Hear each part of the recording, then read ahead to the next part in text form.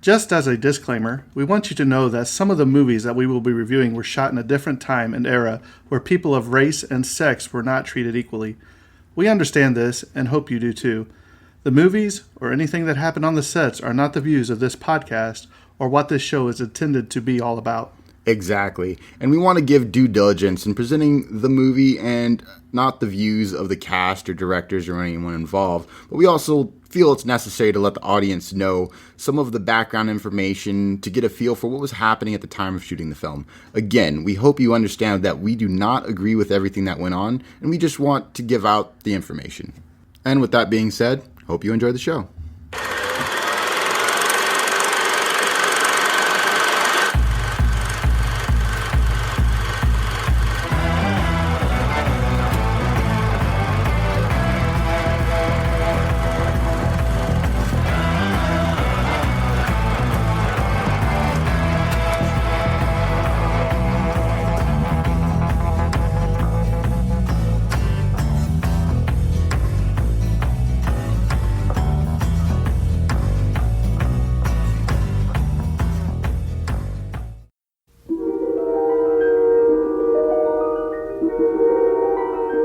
There is a fifth dimension, beyond that which is known to man. It is a dimension as vast as space and as timeless as infinity. It is the middle ground between light and shadow, between science and superstition, and it lies between the pit of man's fears and the summit of his knowledge. This is the dimension of imagination. It is an area which we call the Twilight Zone.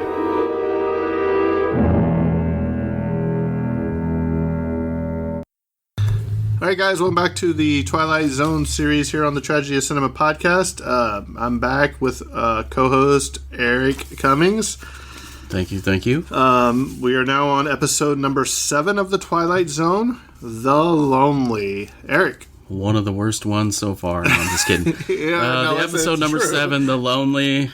It kind of is. The original air date was November 13th, 1959, and it was directed by Jack Smite. And the writing credits, as always, are Rod Serling, and created and uncredited Rod Serling for writing and creating. You know, real quick. Yes, sir. You wonder what he could do in today's age if he was still around, or if he would have been here. That'd be interesting. Taking his perspective of what he did from the 50s to when he died to, let's say, 2010 to 2040. Yeah, like we said, he was way ahead of his time. Right, I think we said that in the previous episode.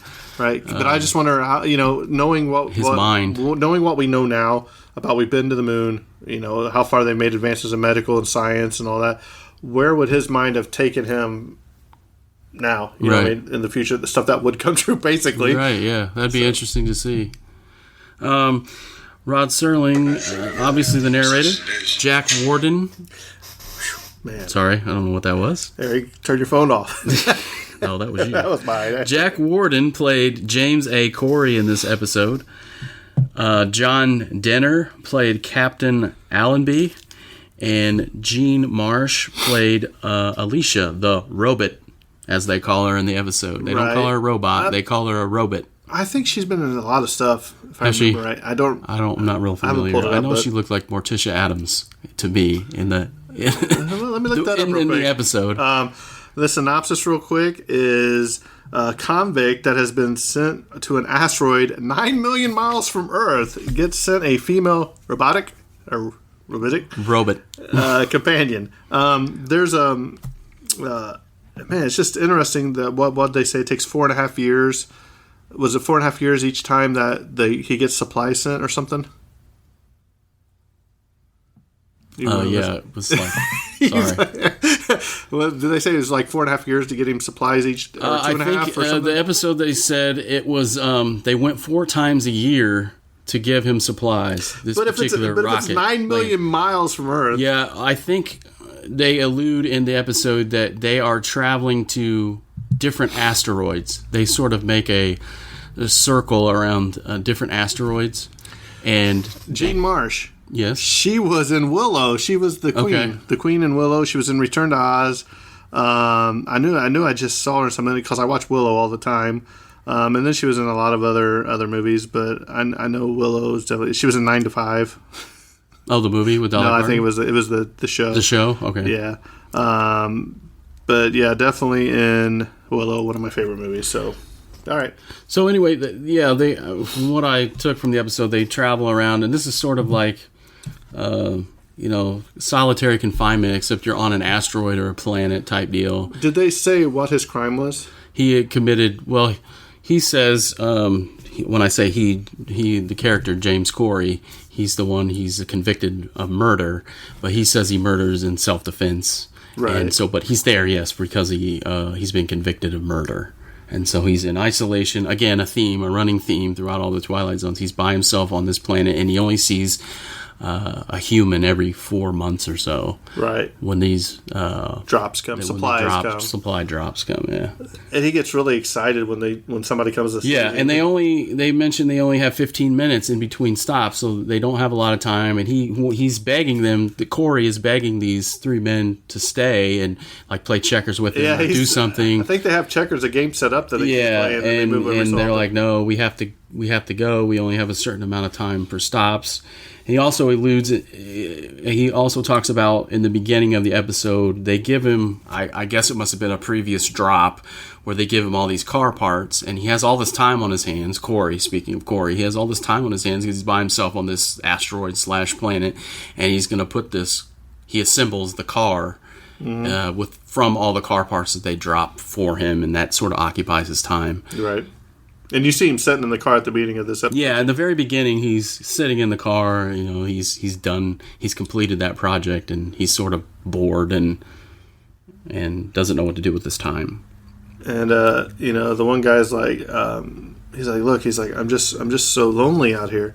And he's like, well, he's like, I know you're out here, and he's like, but I got something special for you.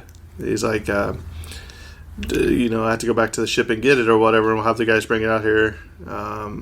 He's like, well, won't you stay? He's like, we only got 15 minutes or whatever. So, does he send the crew back to go get it, or does he go get it? I can't remember. Send the crew back to get what? The box. The box. I think the crew members actually get sent to bring the box up, and they don't. They don't know what's in it. He doesn't know. Corey doesn't know what's in it. The commander or captain of the pilot, I guess. Right. He knows what's in there. Yeah, and he leaves it, and Corey then, after they leave, he unloads the box, and he realizes it's a robot woman, and he reads the instructions, and the robot's name is Alicia. It's a female. So now he has companionship of some sort, because he's really skeptical at the beginning.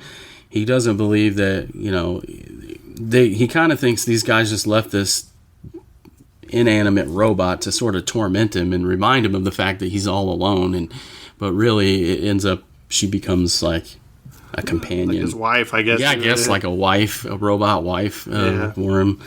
And but then again, how far in advance was Rod Serling to come up with something like that? Right, even to have an idea. I'm sure they had primitive forms of robotics maybe in the 50s, but nothing like, yeah. I mean, you're talking about... It reminded me of that movie, you ever see Ex Machina? Yeah, Ex Machina. Machina, I can't. Yeah, or iRobot.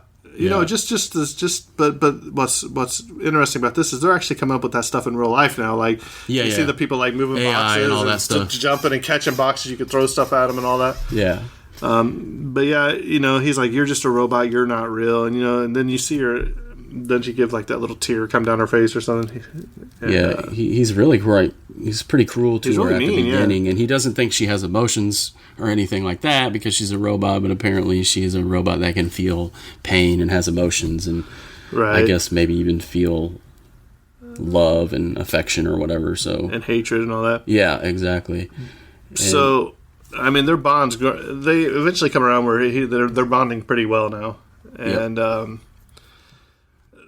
So the time for the general to come back. Right. The time that elapses, and they play games together. They go on walks. Their friendship or their relationship, as weird as it is, grows and develops, and then they see from the skyline the rocket that's going to bring the supplies again, and they mention to each other, "Oh, well, that'll be here tomorrow," and so the scene cuts away, and like Jimbo said, the three guys.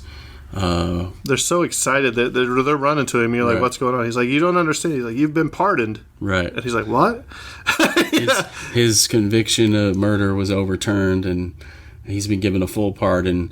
But there's a catch. They only have 15 pounds of weight that they can load into the rocket ship, and so it's basically just Corey and what little supplies he has, like a notebook and pencil or whatever. But he says, "What about Alicia?" He sort of assumes that Alicia's going to go with him. Yeah, I'll tell her, and we're going to load up, and we'll be out of here in 5 minutes or whatever. Right. And they're like, "No, she can't come with you." And it crushes him, dude. Yeah, it crushes him because this is like a real relationship now, in air quotes, I guess. And so they spend the time explaining that to him, and then the craziest part is. The captain or the general, he pulls out his pistol from the holster and he just blows Alicia's face off, which is kind of strange. But I know. I was like, wow. Yeah, I was like, okay. So I think he gets to the point where he thinks that she's actually real, right? And that they sent a real woman and not a robotic woman. Because that's how close they grew. Right. He tells him she's not a robot. She's not a robot. She's real. And then he even tries. Telling the general or whatever that he's committed murder by killing, this robot woman. And then you see her laying there, and then they run away and they try to catch Corey. This is the part where he shoots her in the face, and then Corey's just completely devastated. And it was sort of to send a message to Corey, like, "Look, she's not real. It's all behind you now. Let's go back to Earth and go home, and it'll just be like it's all a dream. And everything that happened here on this asteroid or planet or whatever is just going to be a dream." And then it cuts away to a desolate wasteland, I guess. I guess like a wasteland of the. And you would see, and Rod Serling coming on and giving us thing, it's just a figment of the imagination. What's real is not necessarily real, and all that. Right. Any fun facts about this particular episode? The episode takes place from 2046 to 2047. Oh, so not too far in the future from us. So, did they mention that in the episode? Or is I don't think they mentioned that anywhere. Like the time frame. I don't know. I might have missed it. I'm not sure. Ted Knight makes an uncredited appearance as Captain Allenby's crew member Adams, which we've discovered Ted Knight's been in a lot of stuff, Caddyshack, and this is the first of many Twilight Zones episodes, including I Shot an Arrow into the Air, The Twilight Zone 100 Yards Over the Rim, the Rip Van Winkle caper, to be filmed on location in Death Valley. Unprepared for the next terrible conditions they would face, the crew suffered extreme dehydration and heat exhaustion, and director of photography George T. Clements even collapsed, falling from a camera crane while filming continued. That's really that makes sense, because in most of the scenes, on the close-up shots especially, you can see sweat like pouring off of their faces. So obviously, they were it was in very torture, hot. right? And back then filming was pretty expensive. So when the guy just passed out, the director, and they just kept filming, kept going. You know what I mean? So, well, there you have it. Like I said, these are short and sweet, but they definitely need to be watched at least once. Worth a watch. And they're way ahead of their time. This one wasn't as good as many of the other ones, but now the next one, it's probably in my top 5 Burgess of Meredith. all time. Yeah. Right. What was it? Time Enough at Last. Yeah, one of my favorites. So, well, with that being said, I think this episode's coming to close, and that's a wrap. And go ahead, take it away. Cut.